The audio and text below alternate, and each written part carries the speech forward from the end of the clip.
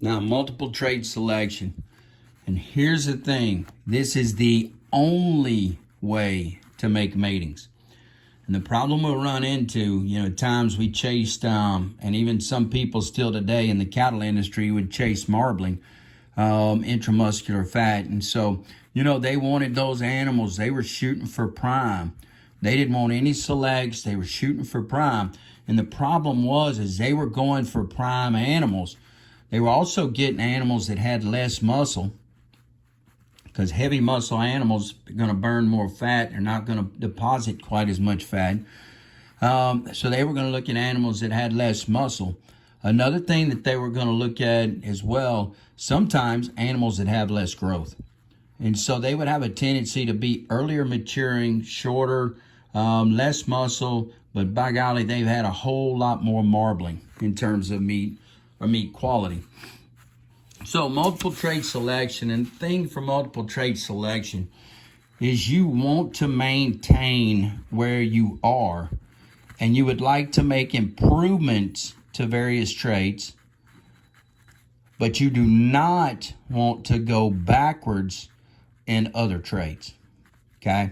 So we want to make improvements in the traits that we want, whether it's marbling, but we don't want to go backwards in something else. So a lot of times when we were sitting and selecting animals that had, much higher yearling weight, well, at the same token, they came out of the mama higher with a higher birth weight. So, yes, we wanted the yearling weight, but now we had problems with birth weight. So selection objective is going to be complex. We'll look at some different examples that contribute to economic efficiency. So really and truly, if it's something that's going to make you a dollar bill that we talked about earlier in the semester, it's a trait of importance. All of them are going to be evaluated for improvement, not necessarily the same traits.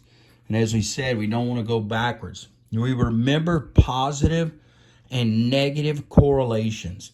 And we said muscle and fat were negatively correlated. So as we put more muscle on, we ended up having less fat. So, problem is, some traits may be difficult to measure. And that's why I do ultrasound on the side. Part of the reason these videos aren't getting loaded is because I was gone last Thursday, Friday, Sunday, and again Tuesday or election day, trying to get caught up and get some producers taken care of. And so, the ultrasound now, they have the chance to sit here and take those measurements. And so it gives them an idea of the values, where they rank, etc., within their group. Some of them are expensive. Years back it was expensive. Now it's of course all the equipment's quite a bit better. Of course it's more expensive now also, but and then the thing is, certain traits there is highly correlated. We go back to pleiotropy, linkage, etc. So how to determine trait? Remember, I can move it quickly within my herd or my flock. If I got a big standard deviation, if I got a small standard deviation, who cares? I have no problem. I love that consistency and uniformity. I'm going to go outside and with a migration of new genetics in, but if I've got them that consistent, then that means my female and my herd and my flock is pretty consistent. Economic importance. Hey, what's my market? Am I in the local market? Am I selling for health nuts? Am I selling for high-end people with extra money that want the best product, etc.?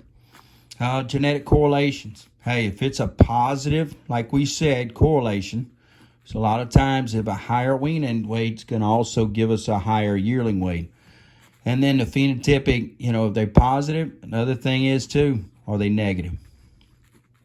If they're negatively correlated, then we've got to worry about how we're going to accomplish those. These are expensive measurement. A lot of times that's a set of scales. Ultrasound, stick to measure in terms of height, mature height, yearling height, etc. So, methods of multiple trait selection. Make sure you know this one, guys. Tandem. Tandem is no way possible.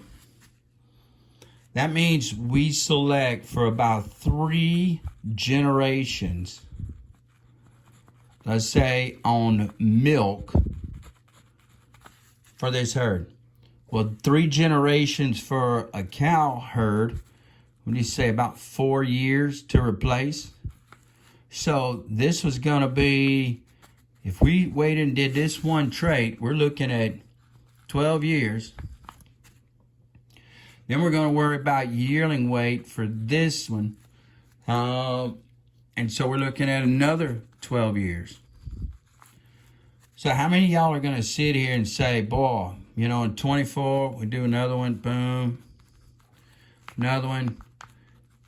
All of a sudden, 12, 12, 12, 12, we're looking at not making any kind of change or getting to where we want to be for roughly 48 years.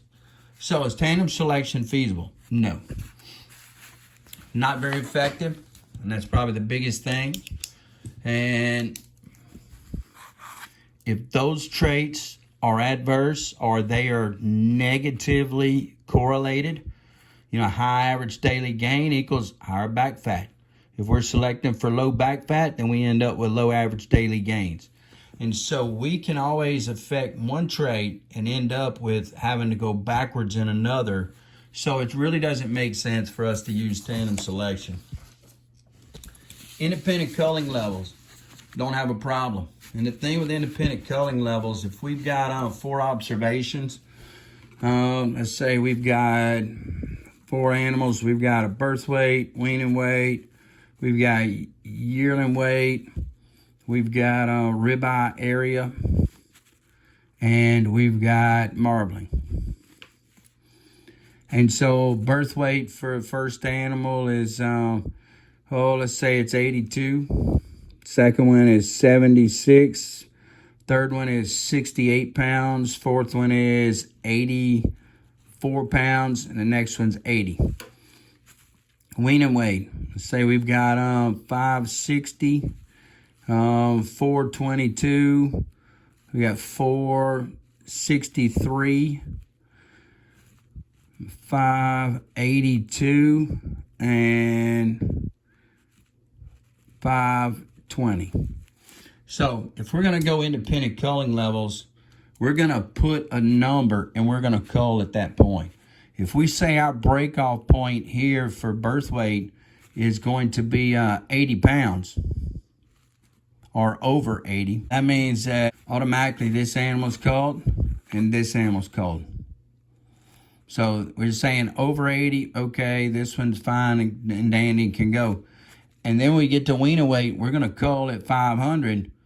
Well, all of a sudden, we culled some of our heavier animals before they ever got there because they didn't make it at this lower or this first period. Here's the only one. So all of a sudden, the only animal that met both criteria is animal number 5.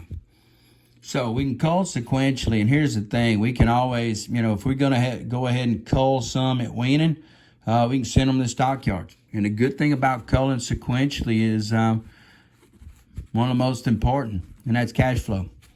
So you can send a handful to the stockyards now, buy fertilizer for your grass seed, etc. Here's the big problem. Just because they're real good in this weaning number doesn't mean they can overcome this. And so that's where that strength doesn't quite work the way we'd like to. Now, selection indexes, and I'll use some other examples as we talk EPD, but this is where we're going with a lot of things. I still like actual values and values so that I can see them and can interpret and form my own opinion. But indexes and the way they're valued, to be honest, the best one out there now on some of the indexes is the Beefmaster, BBU. And so their numbers really work well for their indexes.